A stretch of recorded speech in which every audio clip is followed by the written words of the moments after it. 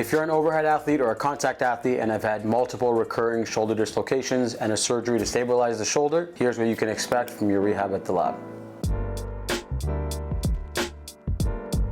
At the lab, we deliver comprehensive, objective rehabilitation of the shoulder to progress you from coming in with a sling on to going back to exercise to being a full participant in a return to sport.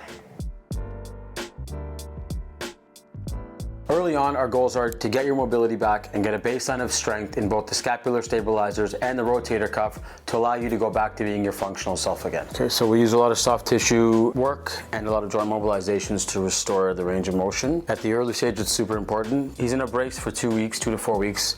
Immediately after that, the next month is very important to get the range back and to get the stiffness out of the shoulder and to get it to start moving again so that we can introduce proper strength exercises to make sure he gets back to sport safely and effectively. From here.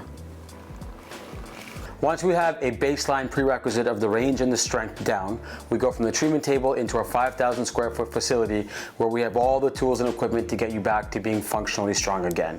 This is when we introduce pressing, rows, and eventually some higher level closed chain stuff like push-ups and high planks. Using advanced technology, we measure strength, range, asymmetry, and rate of force production to make sure that we can safely progress you through each phase of your rehab. Finally, you'll progress into power, deceleration, and sport-specific loading. This is the part of the rehab where we really tailor your rehab plan on the sport that you play. A contact athlete should have a different return to play protocol than someone who's a throwing athlete or a catching athlete. And so this is when we'll start to differentiate that.